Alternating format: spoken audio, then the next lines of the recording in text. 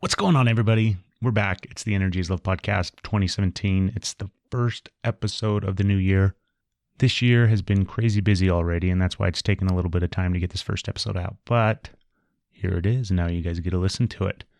We've got a lot of guests already lined up for interviews in the coming weeks and months, so I'm excited for this year, and I'm excited for everything that we're going to be able to do with the podcast.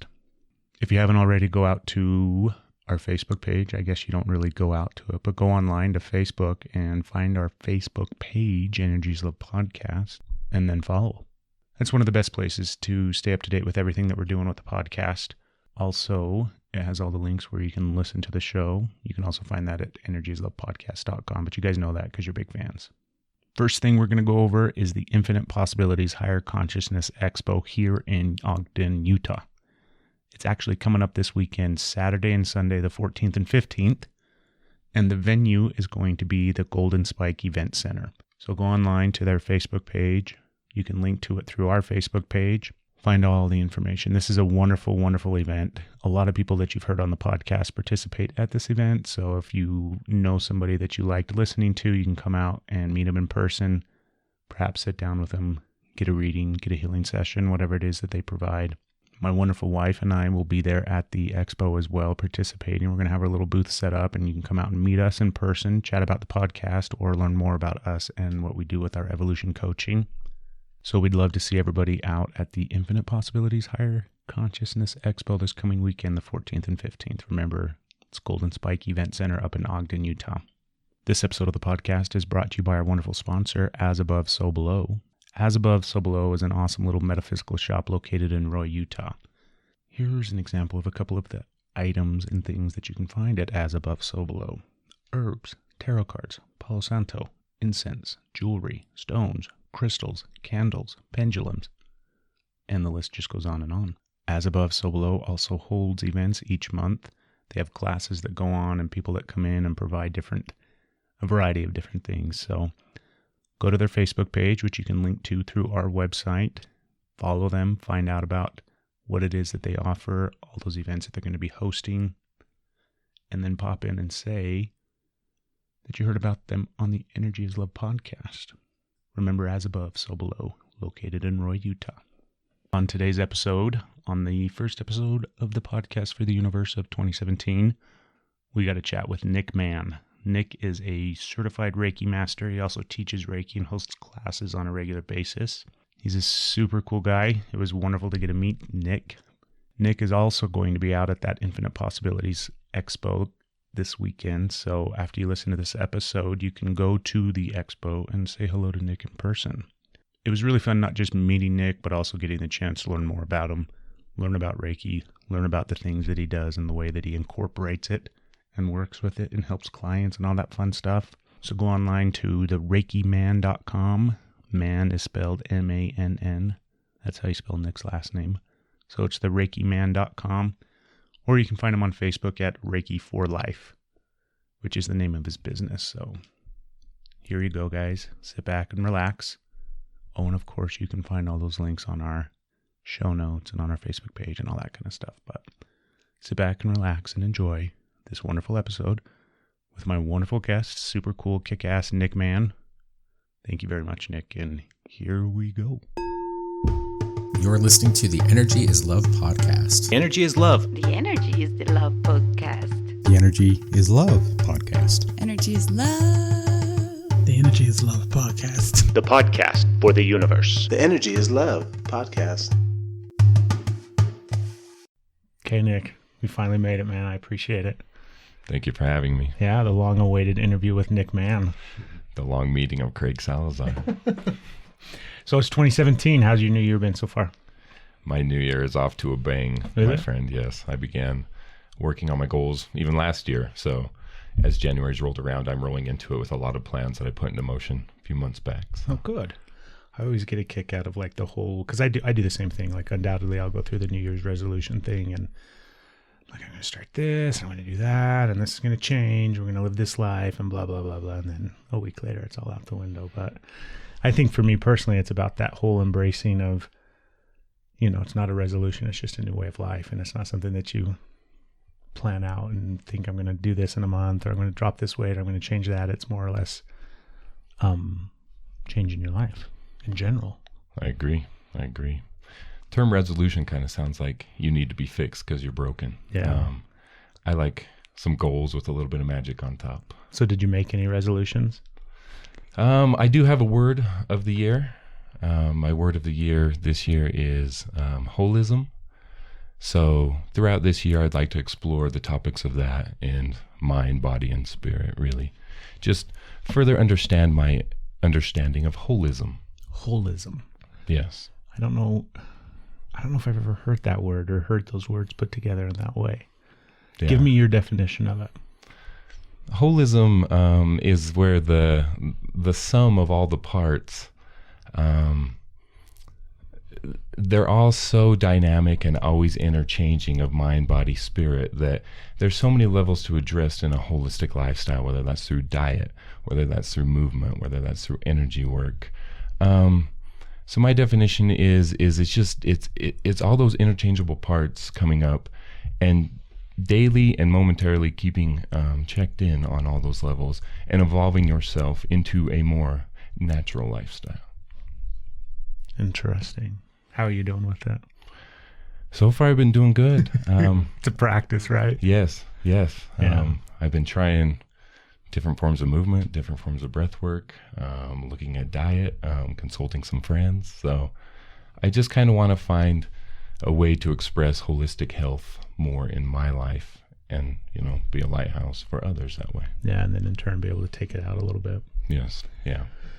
So I always like to learn, kind of first off, I always find it fascinating to see how everybody comes to this place of spirituality and energy work and healing and everything like that. You know what I mean? Because yes, sir. I've met a couple of people through the podcast who were like born and raised and, been reading tarot cards since they were kids and meditating since they were 12 and all these kind of different things. But I think for the most part, most people come to it later in life. Mm-hmm. So what was it like for you? Like, were you that rarity where you were raised by hippies back in the day on the commune? And No, far from that. I was raised a traditional LDS family. For me, though, even from a very young age, it was a feeling of empathy towards the human condition. So it didn't really matter what religion or background I grew up in. Like, I could always just feel people, on a deeper level. And at a young age, that translated into working with people with disabilities, because I was often called into special situations to help when behaviors were out of hand or uncontrollable environments. And because of my ability to feel people, I really found a home in special education and working in special education. I did that for over a decade. I've worked with people with disabilities for over a decade now in a number of different facets. So I've never lost my love for that, because that kind of guided me inward to help me start looking at myself as I helped other people through their trials. I had a blessed path with a good friend, Jed Ward. I had a good, he's a good guru for me from a young age, from a young teenage age. He was into martial arts and things like that. So we kind of started talking about meditation. I would see him living that way, and I wanted that as well. And then I just kind of grew up knowing that my purpose was being created, that I hadn't even lived it yet, in terms of helping people. So I kind of just came about it that way. I just had a natural approach to helping people and wanting to see them succeed. And then when it comes to because I know you practice Reiki, what other kind of modalities or energy healing stuff do you kind of do? Yes. Yeah, I am a Reiki Master teacher. I kind of put in a little bit of different magic. I do crystal healings as well. I do a lot of work with the chakras. I have tuning forks for the chakras. I just got an entire set of chakra singing bowls. Yeah, I saw that online, man. That's awesome. Yes, I cried happy tears as I played those that night, because they are going to help facilitate holistic healing for so many people. Yeah, full set. That's cool. Yeah. It really blew my mind. So I do a lot of chakra clearings, generational. if you boil it all down, it all comes down to love for me. So I don't necessarily advertise. I practice all these things. It's kind of just whatever they need. And Reiki is my base. Reiki is what I know. Asui Reiki is what I know and teach. And I use that as a base. But I'm able to go to other realms and dimensions and really help people clear their karma, really help them clear themselves in their subtle bodies, through their body, their mind, and their spirit, reset them on a path that's their unique state of balance, but do so in a way where it's almost like I'm holistically coaching them as well. Because what I like to see in my clients and my students is them on a path of self-development. So within my Reiki practice, I kind of call in more modalities and kind of what I need. I let spirit kind of guide me that way. I call in the archangels.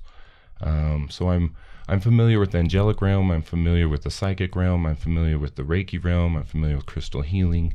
I've really just kind of enjoyed my path and been surrounded by wonderful healers, and they've all kind of showed me a little here, a little there, and you know. And how'd you get into Reiki? This guy sitting next to me, my brother Luke. Yeah. Yes, I had quite the hands-on healing experience to really unlock what hands-on healing would be for me, because as I said before, I'd worked in special education for a number of years, and in that field, I did a lot of hands-on work because I actually was restraining a lot of people, and you had to do that delicately, gently, and I really learned through the body mechanics of hands-on and how to kind of do it. And I was dating somebody who at the time had kidney disease, and her kidneys would swell up and she would have to go to the hospital, and it would take 2 or 3 days of treatment. I saw this numerous times. One weekend, her kidney had just swole all up. We didn't want to go to the hospital. Like, she just didn't want to do it. And I had this overwhelming feeling that now was a time to try something. I said, just lay down, let me try something. She laid down. I just put my hands on that area, and I had what's known in the community as a Kundalini awakening in that moment. I don't know if you're familiar with the band Tool and their Alex Gray artwork from Lateralis. No, I've never heard of it. Oh, there's a beautiful rainbow third eye that's painted that's pretty fierce looking, and it went up my spine, opened my Kundalini, and that kidney, by the time we were done, was normal size, and she stood up and had tears, and we both knew that something really dope had just happened. Had you ever done anything like it before? Kind of dabbled maybe a little bit, or? It really falls back on my experiences in special education, because not only, I guess I should say, was I restraining, but I also was stretching students. I did a lot of water therapy. I did a lot of different work where I could see the benefits immediately of hands-on work. Mm-hmm. Now what I did with her was different hands-on work, but I was fairly familiar with being hands-on with people. And so after that happened, I shared that story with my family, and it happened, that was in October of 2005, and I told my family the story, and my brother just Googled energy work in Seattle, because I lived up in the Northwest at this time. And that was the other thing I was going to ask you. Are you originally from Utah? Yes. Okay. Yes. I grew up in Roy, basically. Yeah. And my brother just Googled energy work in Seattle, and the first thing that came up was a Reiki Master teacher who worked at my favorite bookstore. I didn't know what Reiki was. I didn't hear what energy work was. I'd never heard of any of this at all. And my brother just bought me a gift certificate to learn Reiki, to take Reiki Level 1 certification. And since I knew the store and it was so close to my house, it was meant to be. I mean, I will never forget my initiation into my Reiki path, and that's why I'm on the path, 12 years later. Yeah. So. When it comes to, like we've talked about Reiki before on the podcast, and my guess is that a lot of people that listen to the show are familiar with it, but I don't think it ever hurts to kind of get, not necessarily your spin or your take on it, but maybe somebody that's tuning in has no idea what the hell Reiki is. So give somebody out there just kind of a brief understanding, or kind of break it down in layman's terms so that somebody kind of has an idea. Because we talk, like, I know completely what you're talking about, obviously, Yes. not just with Reiki, but energy work and using your hands to move energy and all those kind of different things. But somebody out there that doesn't, who doesn't have the same kind of experience or vocabulary or understanding, give them that, at least as best as you can. Okay. That is the $1 million question. Yeah. I love to watch my students encounter that question because I've heard it hundreds of times. I always enjoy explaining it. So thank you. The way Reiki really works in my life and works with my clients and my people is, and my students, is I treat not only their physical body, but Reiki runs through your subtle bodies as well. So it runs through your emotional body, your mental body, and your spiritual body. So in the same way, if you go get a massage, you treat yourself on the physical level. You almost go there to get treated on the physical level to have an emotional release. You want them to massage you well enough that you become relaxed enough that you're able to release what you're holding on to. What Reiki does is almost opposite of that. Like as you relax your body, then we go deeper purposefully. So if you come in for a Reiki session, it looks a lot like a massage setup. I have ambient music playing, I do essential oils. My office is serene and peaceful. And you'd climb up on the table and you just become prepared to relax. And first we're going to treat your body by systematically putting our hands in different positions from your head to your toes. There's no soft tissue manipulation. Reiki is not massage at all. So you gently rest your hand in different hand positions to treat their physical body. In this way, you relax their physical body. If you relax your physical body, then you can start to open up the levels of the mind. And as you relax your body, you still your mind. And as your mind becomes still, then you're able to access spirit. And the level of Reiki that my practice goes to just goes through all of those areas, flows, such as water would flow, through the physical body, through the mental body, through the emotional body, and through the spiritual body. And by sense, when I say that, it flows through because the body is like a big memory cavity. And it stores information from this lifetime and other lifetimes from head to toe. Reiki is a chance to not only physically relax, but truly let go of anything that's weighing you down, that's holding you back. My practice is very open to a lot of karmic clearing. By that, I mean your life. what you're doing right now, we can help reset your path. My Reiki practice is a lot towards self-development. So if you were the average person, you'd come in and you'd climb up on the table and you'd be ready to relax. Take a few deep breaths, and with no words, you could lay there and you can release anything that's stressful to you, any dead end that you're in, whether that's personal or professional or physical, mental, emotional, spiritual. You're able to really just release in a Reiki session as it flows through you. And what you do release, you're not left with just a void. Reiki and my Reiki practice supplants what isn't working. And in that way, it brings it to the surface on those levels I mentioned before. And almost like a squeegee, just wipes them clean, restoring somebody to their own unique state of balance. If somebody's in their own unique state of balance, they make just healthier choices by the way the world affects them around them after they walk out of the office. So I think to describe it, I would say just come in ready to relax and imagine you're basically going in for the relaxation kind of like a massage. You just come in ready with an open mind, and Reiki is a Japanese style of hands-on healing. I teach the traditional sense Usui Reiki. So I follow my lineage back to the guy that is the reason why there is the modality. So it's just a Japanese hands-on technique that has been popularized throughout the West now. It's a beautiful, beautiful addition in your path to enlightenment, in my opinion. It's good stuff. Yeah. For sure. I'm a big fan of Reiki. I'm not a Reiki master, but I think when it comes to energy work in general, because it's a big broad term, right? We're going to throw everything under this huge umbrella of energy work or whatever the case may be. But I think they're also similar. They're also, do you know what I mean? There's so many commonalities between so many what we would call different or label different modalities, but they're so similar. And I think, Reiki's one of those that a lot of them, because nowadays it's like anybody can come out with their own modality, or they can label something, you know what I mean, that they're going to create some new form of energy work or energy healing or something like that. And I don't think there's necessarily anything wrong with that. It's not a judgment on those people or on that idea. I find it kind of humorous. Like, I don't know why we're trying to reinvent the wheel over and over and over again. It's totally fine just the way that it is.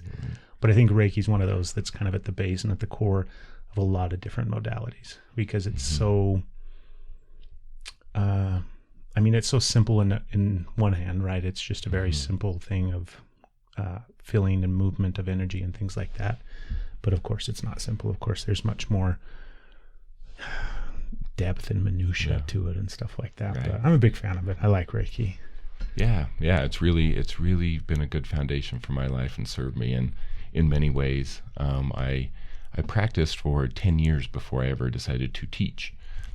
So I've kind of known Reiki in a multitude of fashions in my life, out of my life, constant, evolving even when it was out of my life, back towards the path of teaching it eventually.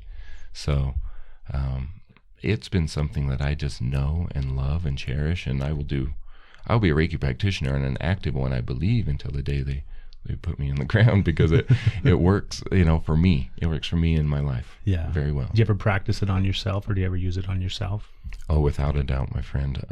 Level 1, there's 3 levels to it that I teach. Level 1, that is the base. If you're not going to offer what you want to give to other people to yourself, you're probably not going to get very far. So my students, actually, I teach them on 2 consecutive Sundays. And then I give them homework assignments throughout that week to learn how to run it on their environment around them, yes. But first and foremost, you have to give it to yourself. I totally agree. It comes back to that self-love stuff. Yeah. So you mentioned crystals as well. Have you always had like an affinity for rocks and stones and crystals and things like that? Or is it something that you kind of found in the conjunction in your spiritual path and journey of Reiki and working with different things? And it has most definitely been found in conjunction to opening we'll call them the doors of perception, right? The old, the band, the real name. It was not always there. The work that I do now, really off the earthly plane, was not always a part of my practice. My practice was very grounded when I first started in a different way.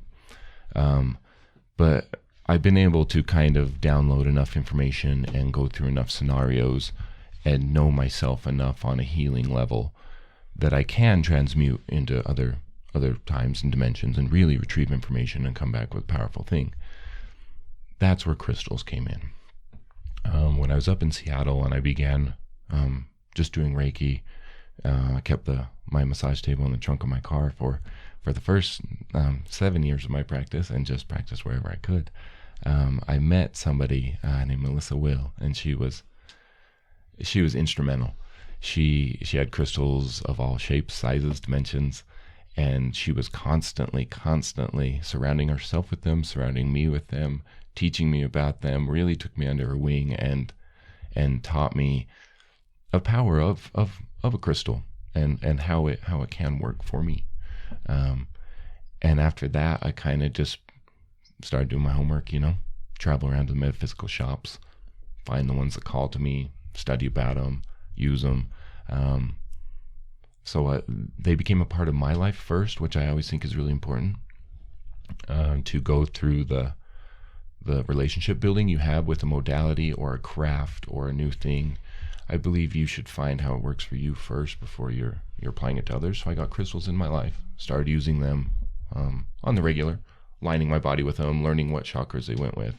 And as soon as I started doing that, that's what turned my Reiki practice and added in a lot more chakra work, because then the doors were open for me to utilize this new skill. So as you mentioned, Reiki is a basic foundation of a lot of energy work, because you can have it as your foundation and then just build on that. But I can go a primary just Reiki session, but if somebody wants the crystals or the stones, I have the sets for that align to that, and I take care of them, cleanse them, have a relationship with them, like really take care of them in order to help people.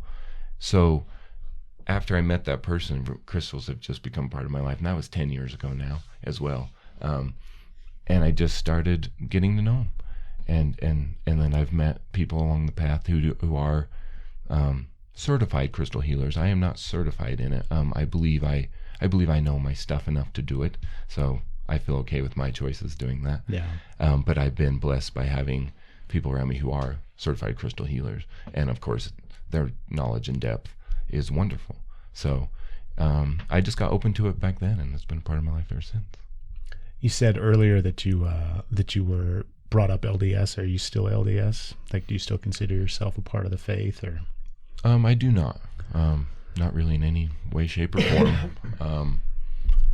I kind of did, I think, probably a more or less typical pattern in my younger youth, where I fell away from the church, and then I spent about a year being atheist, and that worked for me because that was the opposite end of the spectrum. Yeah. That didn't work for me for very long, and then I became more or less agnostic, and then I was given a book by another friend, Alyssa, that changed my life forever. It's the book I've given away more copies of that than any other book in my life, and it was The Power of Now by Eckhart Tolle. I was 19 years old, and that opened me up to spirituality. I'd known about meditation, but I didn't know about spirituality, and I didn't understand those principles and how simple they could be, simple yet profound they could be, right in front of my face. And so I read that book, and that just changed my life so much. And so I was up in Seattle. I was working in the school district at that time in special education, and I took the book to work with me one day. I'd never taken it before, and of course serendipitously my coworker says, "Hey, what's that about?" And I try to sum it up like, well, it's got some spirituality, it's a little bit Eastern, a little Buddhism here or there. And this coworker was a practicing Mahayana Buddhist in my local neighborhood. So my coworker then introduced me into her sect of Buddhism, which I really found a home in. She ended up sponsoring me into my membership, where I got this sacred kind of scroll that I chant with and do stuff with and stuff. So I fell into Buddhism that way, and really enjoyed that practice. There's a Sangha here in Salt Lake. I don't go to it necessarily as much as I used to, but those principles and those kind of things, like I said, I live them. So if I live them, I keep them in my daily life. But when I do want to express myself religiously, I'd go down there to the Mahayana Buddhist temple, and that is my bag. If you put it in the religious box, if you will, even though Buddhism to me is, of course, not really a necessarily organized religion. Yeah. So when it comes to like the creator or God or whatever it is, what do you think of it as? How do you refer to it? Wow. That was a big question. Let's see. Well, I'd have to start off with my first response is I don't really follow the patriarchal ideology. I don't see a white man in the sky. I don't see an elderly white man in the sky. That doesn't really work for me. Really, when I think about it, I mean the options are endless. I mean, they're not. What was the last story I saw today? They came out and said now they're saying the Big Bang didn't even happen. Of course, we are just universe upon the last universe, and if you think about it and how space collapses in on itself after a certain amount of time, when planets separate far enough, then space folds in on itself and can create new realms and galaxies and things like that. I don't know if I have a clear-cut answer for you on that. I'm more or less against probably the idea of God that has judgment in it of other fellow man, of the wars we fight over it, of the way that it can be used for separation of humanity. I believe if God does come back, he has 6 words for us. That's not what I meant. 5 words for us. Yes. You guys misread everything I wrote down. Yeah. That's not what I meant. So for me, I go, I love science. Do you think it's singular though? Like, do you think of it not necessarily as the old man and the, living up in the clouds or something like that, but that it's some higher form of sentient being that is singular? You not necessarily, do you know what I mean by singular, where it's not a conglomeration of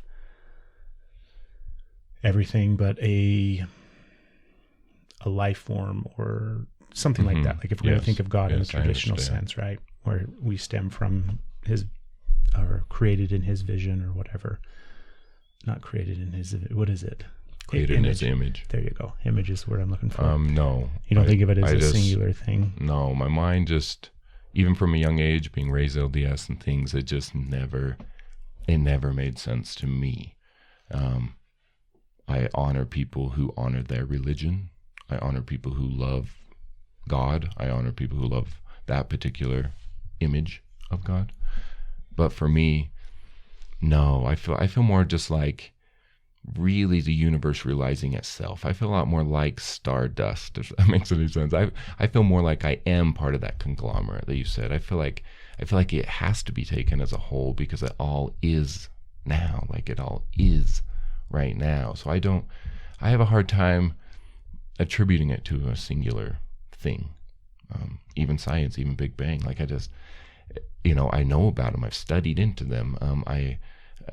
We could obviously go deeper on that, but it's just no. I cannot boil it all down to a single being or man, even that created all of this. That just doesn't work for me. But I can, in the same sense, tap into universal love, universal consciousness, universal. What other people call as the God space. I believe that, just like you said, we boil the energy work modalities down to one, and you get down to love. You boil real God and religion down to really, it should be about love to me. And so maybe I'm a little more like Joseph Smith, and none of the organized religions work for me at this point on humanity because I have a different view. I would like to see a return of the goddess, without a doubt. I believe that's one of the travesties of our time, is how we faded that out of society, text, scripture, being. I could see doing maybe even more worshiping of Father Sky and Mother Earth, a little more Native American. That makes more sense to me, and then I wouldn't worry so much about creation if I was just taking care of Father Sky and Mother Earth. Yeah. Do you think this experience, however we want to look at it, whether it's us as man or the planet or our galaxy, I don't care how big you want to go, but do you think that this experience was created for a reason and there's a purpose behind it? Or do you think it was just the beautiful kind of dynamic chaos that happens within that space and time of everything, banging around and smashing into each other, even though it may seem chaotic, really having that kind of sacred geometric purpose behind all of it? What do you think? I like that question. I'm totally a big fan and believer that other dimensions are existing right here and now around us, even as we're sitting here. They're not far away. They're not that. So I believe through my work, I've also done astral travel myself. Never guided people through that or anything, but I know myself on the astral plane. I believe we choose to come here to have a dense experience. I think being a human is a very dense experience. I think you choose to come here, even if you're born here and you die like almost immediately as a newborn baby. I think you can go back on the spirit realm and you have achieved something remarkable, because to choose to be a human and have a body but still be a soul, aware of that body in this 3D environment and transcend it, that's some heavy work. That's a beautiful thing to come and try to do with your soul. So I believe we all exist on a different plane, and we get to choose experiences to have. And I believe coming to be a human is one of them. And I believe while you're on this planet, really ascension or lining to your inner truth, remembering, is the reason. You know, I think we're just here almost to unlearn what we learn at times and sink back into a natural rhythm of ourselves. And the more you do that, the more you can actually feel what I mean when I say the word ascension. I mean, when you're connected to your God source, you feel ascension. And I believe that's the point of coming here to be a human, is to learn how to ascend with other humans to create a global environment. So I kind of just go that school of thought that we chose to be a human, and we choose to come here, and by that sense, we are powerful creators, and you have to take responsibility for yourself. Yeah, it's like I always ask people like random questions on the podcast, not because like part of me likes to debate in a sense. Like I always take the opposite end, even though I may completely, totally, 100% agree with somebody. But I mean, you know, discourse is fun. It's interesting. It's engaging. I agree. That Could whole not agree more. Thought process of kind of engaging the way you look at the world and everything like that. But so I'm listening to you and I'm hearing all the things that you're saying, and I agree with you to a certain extent.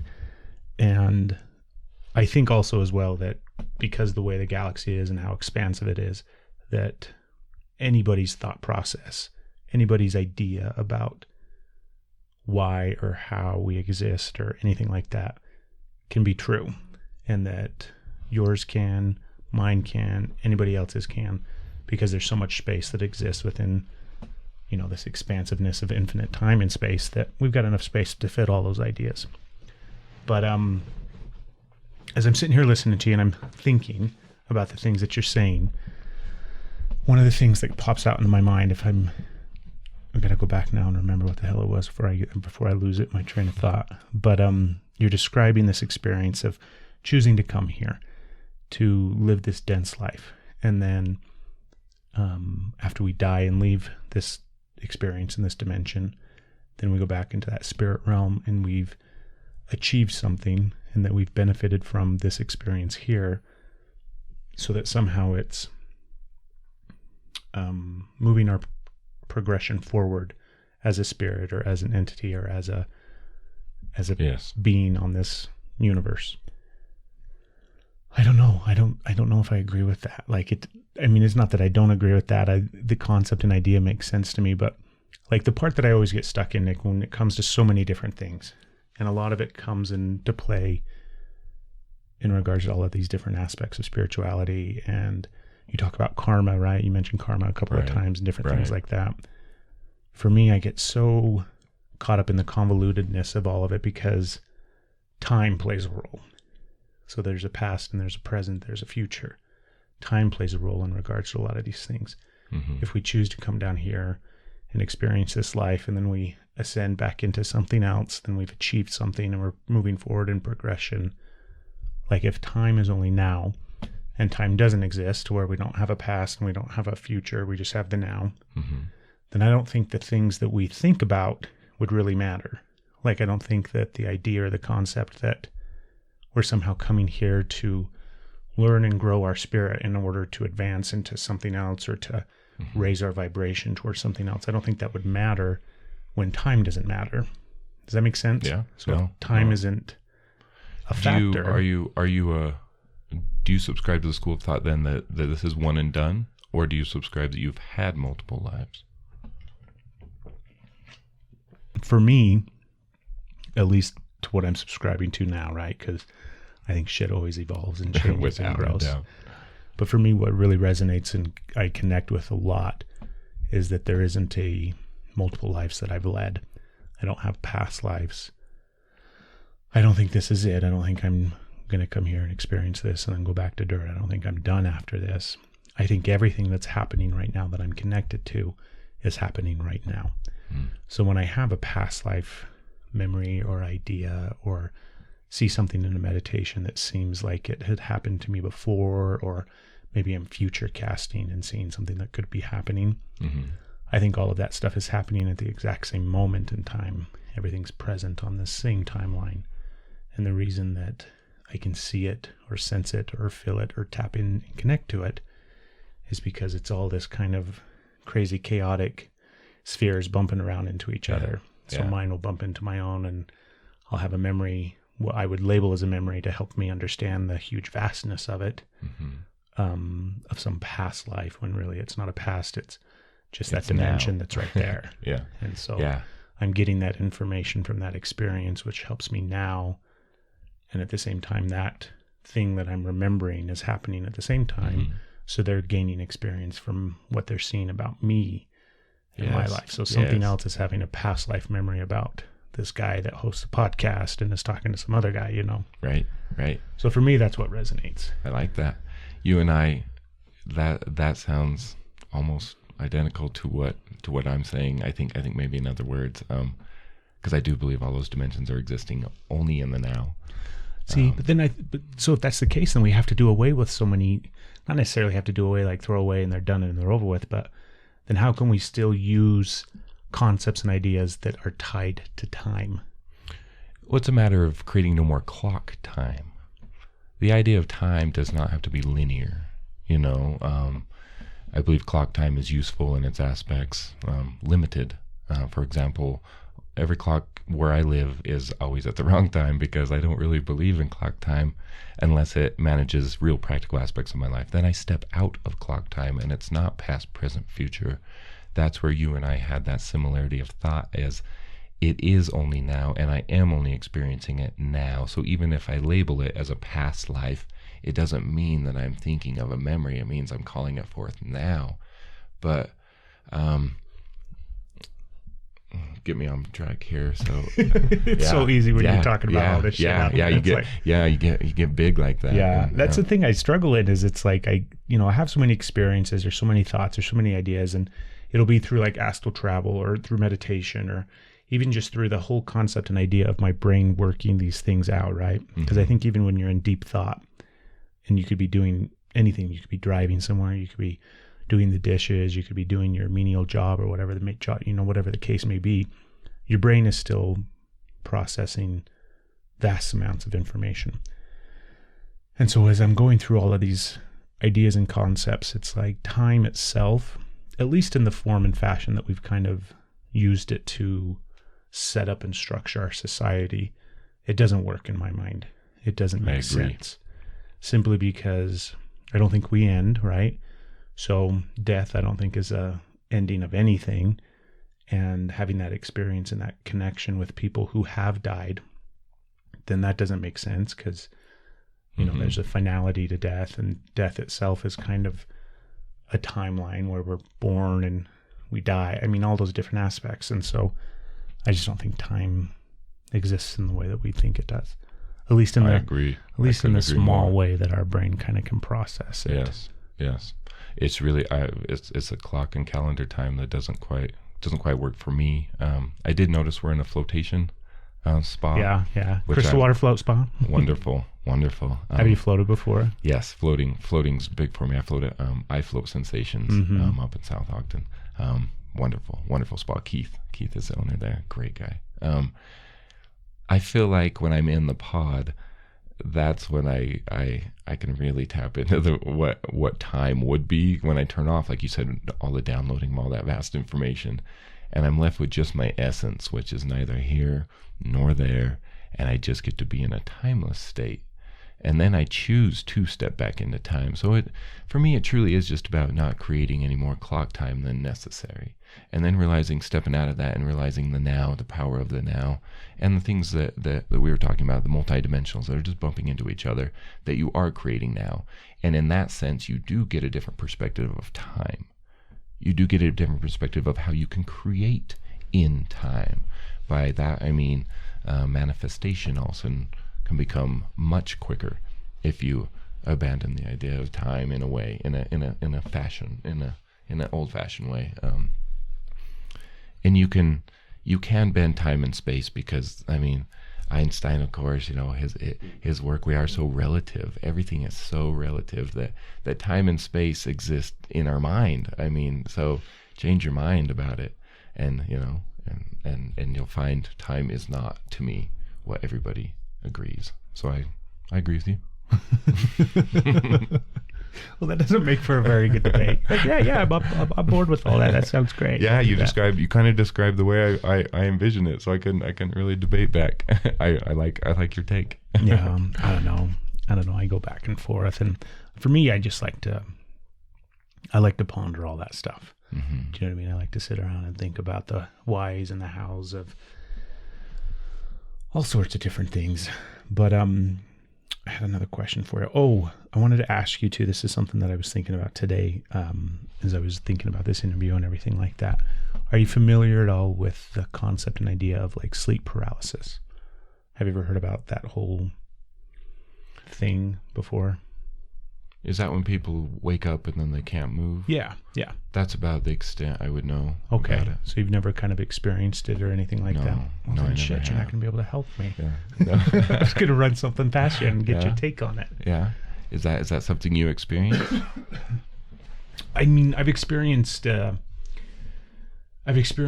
what I would kind of describe as that. Like, have you ever been in meditation before where you get to a certain place where, like you're aware of your body, but yet at the same time you can't necessarily move your body? Yes. Do you know what I mean? Yes. For me, that's happened when I'm in the astral projection. Yeah. Because my body's just, it's there and it's not moving and I couldn't move it. So. Yeah. And so I think that that's very much the same thing, Mm-hmm. maybe varying shades, or you know what I mean? It's the same color, just a varying shade of the same experience. Yeah. And so like what I'll do is I'll go through this experience and then you give me your take on it. This will be fun. So I recently had a dream. I'm not going to go into the specifics of dreams because we're not interpreting dreams. I think dream interpretation is always up to the individual person, right? Right. So I had a crazy ass dream that was scary to a certain extent, and it got scarier. And right at the height where it was like really freaky, I wake up. Mm-hmm. But I wake up and I can't move. And I'm very much aware of the fact that I can't move. And my focus was very, I was very centered and focused on the ceiling, obviously, because I'm looking up, but I couldn't shift or move my focus. It was very kind of like stuck. But I was aware enough in my peripheral that I couldn't make out my room. Like I couldn't recognize, even when your room's dark, you can still kind of wake up and see maybe the little light on the TV that, Right. I couldn't Orient make out. yourself. Yeah, I couldn't make out anything. So I was holding that space for a long time, not only because I couldn't move, but also I was trying to orient myself and pick up where the hell I was in my room. Right. And then my gaze shifted, and suddenly I was very well aware of the fact that I wasn't in my room and there was something there. And the thing that was there was super freaky, not like visually looking like a monster or anything like that. Yeah. It was all very much very dense, very dark, very heavy to a certain extent. And it was very close, like right up next to me. So I'm stuck. I can't move.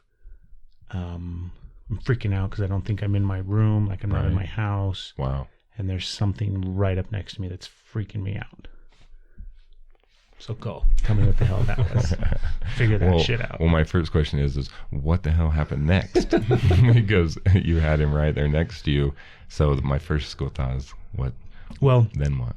So I sat in that space of not being able to move, being aware of whatever was next to me, right? Because I don't believe in demonic things. I don't believe in evil. Mm-hmm. I don't believe in darkness. For me, everything is just love. Mm-hmm. And so if I come into contact with something that seems or feels scary or freaky, I think it's just a lower vibration, a slower vibration. And so this one was really slow because it was freaking the shit out of me. Right. And I'm stuck and I can't move. Finally, at one point, like literally my phone rings and I'm aware of the fact that my phone's ringing, but I can't answer it. And eventually nothing happened other than I was finally able to move. And move. So when your phone rang, is that what brought you back to your room? Did you ever remember going from the space where you couldn't tell where you were to being back in your room? there was a point where I realized I was back in my room, but it wasn't until I could kind of move enough to where I could actually move my head and adjust my, where I was looking to finally orient myself and pick up some markers of like, okay, that makes sense. Now I can see what that is. Right. But what was your environment going on like that? Were you in places where maybe something of a lower vibration could have attached to you that isn't your natural state? You mean like in my everyday life? Yeah. Like could you pick out a character or somebody that attached themselves to your life that maybe? Yes and no. I mean, not necessarily. Do you know what I mean? Like I hadn't been moving through anything. Or I was when I'm asking, I did something, draw a straight line to, okay, that person's been in my life and now I had this experience. Cause that would be my first, thing is that somebody threw some juju at you. I couldn't draw any correlation to anything. Okay. I kind of go along with you. Like I've seen a lot of lower vibration things. I've experienced them as well. But I kind of just stay in the higher vibration, and they just can't really affect me necessarily in that way. So I would just be smudging your room like crazy. I'd be setting a new space in there. I would have just really inquired why. Why? What's the lesson here? What is the medicine here? Because truly, I'm a big fan of believing that we create our reality every single moment. So why did I choose to have this experience? Like, and then just kind of let your mind ruminate. And then, like I said, I would be smudging, and then I'd be setting some sea salt, and I'd be making sure my space was set. If I felt like I didn't want it to come back, a lot of times, I've just opened up and asked, are you here to teach me something? And if not, I kind of just use archangels and call them in and binds whatever's lower and takes it right out, and I don't even have to sweat it. It's not. So if I was you, I would just investigate inward of why was this situation created? Why did you truly create it with your own mind? Yeah. Did you learn anything from it? Not yet. How long ago was this? It was last night. Oh, yeah. Okay, yes. So if I was you, I'd follow those steps. I would ask it. I think that comes, I worked as a CNA for a number of years, and helping people pass away. So oftentimes I would encounter spirits, and I always found it important to ask, because I'm not scared of it. I didn't care how low vibration it feels. I walk into every situation knowing that I'm already protected. So I don't really encounter a lot of stuff I feel gets through that. So I always choose to ask why, like why are you here? What do you have to teach me? Or let me hear you. Because if you're having that situation, as you just said, it's happening now. I mean, you are having it. So you have to say yes to the present moment. So in working with it, you work with it. I mean, you join the demon, you join the lower vibration thing that you perceive, but you join it and not in the state of becoming that vibration. Just from I approach spirits like that from a very safe and secure and competent and confident place that I could handle them if they're malevolent or whatever. That's not even part of my scope. I'm always just like, why? Why am I having this experience? Why did somebody bind you? Why was that there? What dimension did they take you to? Like you said, dream symbology goes so subjective. But why? Where did you go? What was it like? Maybe look up a couple symbols. Maybe something like that leads you to something else. And that would probably be my train of thought. I just investigate. It's so fun though, isn't it? I love it.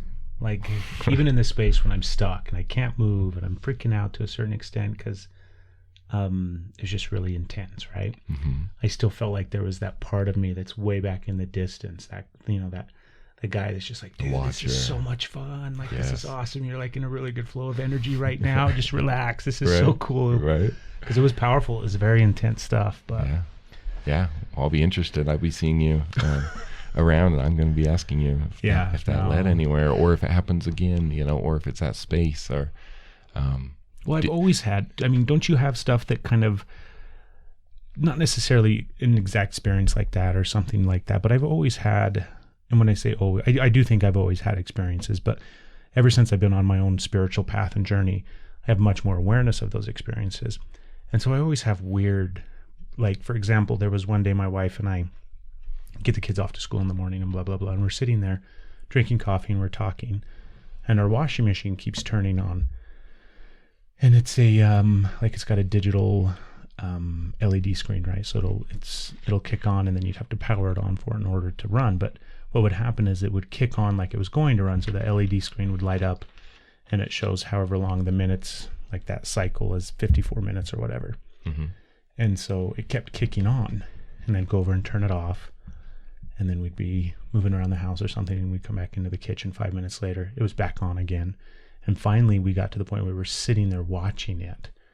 The son of a bitchin' thing would kick back on. Yeah. So nothing's bumping it. We didn't come out, Right. And it happened consistently for about an hour where it would kick on. And each time that it would kick on, it would read a different number as well. So that would take spinning the dial and adjusting to some other cycle.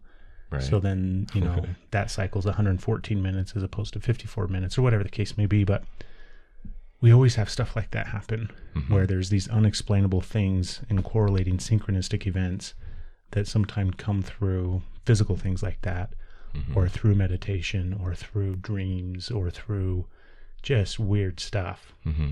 And sometimes we figure them out, but I think most of the time we don't. Right. I think most of the time we're just in awe of whatever the hell that was. Right. Do you have stuff like that happen though? Oh yeah. Ever since I was young, me and my brother here used to battle the cable box on our TV. Used to turn on and off by itself and change channels and things. So we have to go against that. We were in that scenario. We were close to some radio towers, so that might have had more to do with that one in particular. But yeah, I lived in a house one time that definitely had some spirits in it, and my TV used to turn on every night consistently to the snow, just the white snow. And man, I turned it off and turn back on, turn it off, and I knew, I could feel it wasn't just some radio frequency. Something was there of lower vibration doing it. So one night I'd had enough, just kept doing it. So I got up, and it turned it back on, and I unplugged it from the wall, and it didn't turn off. So I'm standing there holding the plug, and the power's still going. And that's when I smudged. That's when I investigated. That's when I called in all the things I could to be like, hey, I don't know quite what's going on, because it got a different feel to it at that point. The work I did as a CNA, yes, very much so, very much so. I worked in an Alzheimer unit, so oftentimes they are slipping between many dimensions. Yeah, that would be so interesting. Yes, so the realities that they see that are their realities, you don't discount. You don't tell somebody with Alzheimer's when they're in their vision that it's wrong and that it's not that day, it's not that time. That's like, at times it'd be like waking up a sleepwalker. It's not pretty. So I learned to join them in their thoughts, in their visualizations, in what they were seeing. And in that way, I joined their reality, and I could kind of see, multidimensional. Again, just like we're saying, it's just a different level of it. They can't help but to slide back and forth. So I experienced a lot of spirits in that. And then I've done a couple house clearings for friends, kind of stuff. And I get a lot of good impressions about that. And things moving on their own accord, or things like, I invite it in. If something happens to me, I tend to say, yes, please. Like, yes, please. Like show me something else. Like I usually, if something moves, like I worked at a grocery store once, and there was this part of the store where carts would move by itself and stuff. And when that happened, yes, please, I would say, do it again. Show me more, because I truly am a person who's existing on these realms, and I just want to communicate on that realm too. So show me again, make matter move. I've had a brother who died in the last couple of years, and he's moved things around me. There was one time he pretty much did it on command. So, I communicate with spirits all day long. That even as I'm just having this conversation here with you, I see things around you. I see symbols. I see stuff. So, yeah, I feel like I have it everywhere I go. I think we all do. Right. Yeah. I think it's part of the experience we're choosing to come here to have, to be mm-hmm. aware of that, and then be people who give it permission in our lives. I think that's the big deal. If you really block it and you're shut down, you might not have these experiences, but for whatever reason, you're open. And I believe other realms and dimensions understand that, and they'll take that opening and say, here's a peculiar experience, and look into it. I had a big yawn. Well, what's the least, do this, go to both ends of the spectrum. Like, what's the most like hippie spiritual thing that you do, in a sense, right? Like that nothing defines you necessarily, but like what's the most, like, we would label most stereotypical kind of crazy out there thing that you do, and then what's the like most normal thing that you do, even though we're silly to label those things, right? Does that make sense? Right. The most out there hippie-ish thing I do. That brings up a few scenarios. Like, I believe in fairies, right? Like, I think fairies are real, not in the sense of like imaginary or they're cool on movies. Like, I think fairies but are existing in some other dimension. So that's kind of a crazy, hippie, weird. That's not even necessarily hippie. That's just like fucking spiritual, weird guy that thinks fairies are real, right? Right. So that's for me. Right. Well, right there, even in my Reiki practice, I mean, there's not a person that climbs on my table that's not surrounded by other beings and other stuff, and I don't, so that's a good constant. My farthest out stuff has probably been like the Native American medicine,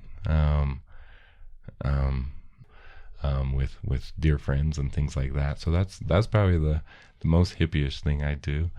At this point in my life, I'm surrounded with so many tools of healing that spending hours doing Native American work with feathers or owls or different medicines that way, and then switching that up to sound healing, because I have tuning forks and singing bowls, and switching that up to just dancing and finding movement. Basically, probably just really creating a really dynamic kaleidoscope of experiences that are all designed to expand me to universal consciousness, to places that I desire to feel.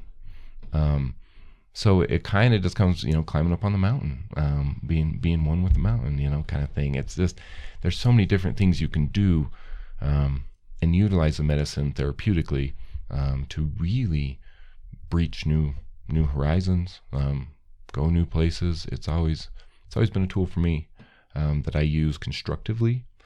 But I'd have to say probably the Native American medicine and the sound healing, has really taken me to dimensions that I enjoy. And then what's like the most, not boring or mundane, but what's the most like regular everyday guy thing about you? I like football. I got a team. I go to the gym. Who's your team? Denver Broncos. So I kind of keep it man that way. I enjoy that. And that's pretty normal everyday guy. Yeah. Yeah, I can't get steak and potatoes kind of guy. Steak and potatoes. Yeah.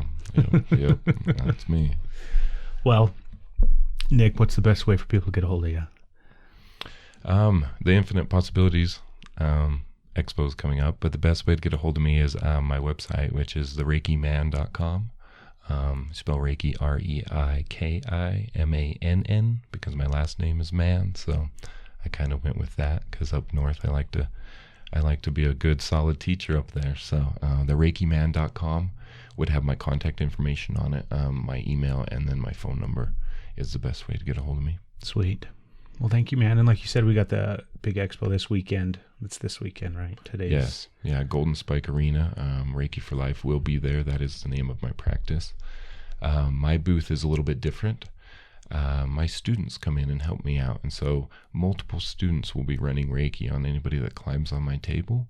And then I will be using my tuning forks to balance chakras at that same time. And then I finish with some Reiki and some singing bowl work. So if you come to my booth, you're treated not only by one practitioner, but by usually 3 to 5 practitioners. That's which cool. Kind of really condenses it and makes it exponentially powerful for you. So yeah, Reiki for Life will be there. Were you at last year's event? Yeah, I've been at every one. Have you? I've been there with Anna since the beginning, since the conception. And I will always do that event. She's wonderful. It's wonderful. It's a beautiful beautiful time.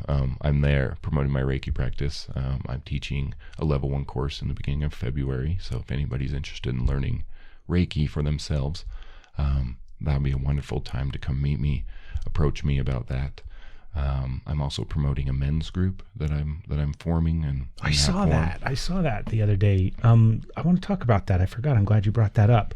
So there's not a lot of guys in spirituality. There's not a lot of guys in the realm of energy healing. Yes, there are. Obviously, there's plenty of. Do you know what I mean? Yes. But why do you think that? Why do you think that it's a area where men are hard and few and far in between to come?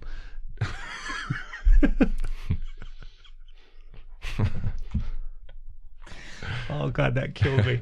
We're totally gonna have to edit that shit out. I love that. Why do you think it's an area where there are very few men? Oh man, I believe you can boil that down to one word: surrender. Surrender is a powerful thing. It's an emotional place. It's an emotional, vulnerable place to go. And I believe to do the work on the conscious level and energetic level, you do have to surrender somewhat. I believe that you put that in contrast to how little boys are taught to be men in this country, and they're in direct conflict with each other. I believe, as I have found my way back to energy work and the reason why I'm here, a lot of it has been reclaiming my own inner feminine. A lot of it has been discovering my own inner goddess in order to be nurturing, to show that caring side, to show that emotionally open, vulnerable side.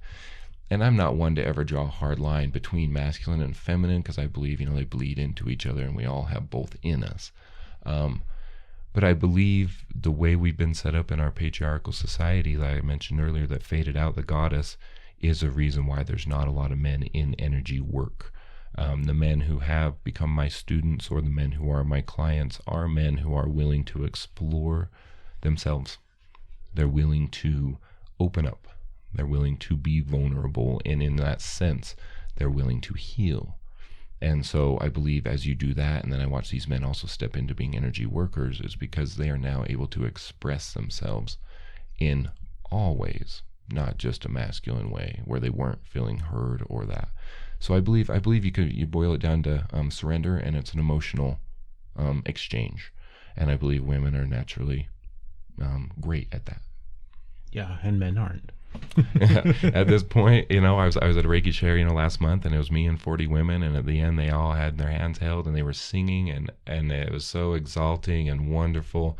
And all I could see, my brother, is me and 40 men holding our hands and singing with exalted voices, because we're seeing a return of the divine feminine.